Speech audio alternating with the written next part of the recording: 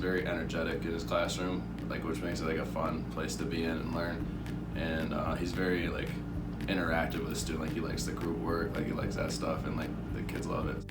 Some days, like everyone has those days where like you can tell like they don't want to be here. Like for him, like I never got that impression. Like he loves what he does. So Who I am is more of a mixture of some of the role models I had growing up, and kind of looking at what I didn't like as a kid and trying my best to sort of change that and make school enjoyable. But I look at the school year as more of a roller coaster. There's ups and downs, but we're on the same ride together. I mean, we're not on our own. You know, there's not the kids and there's the teachers. I mean, really just try to take that journey with the kids.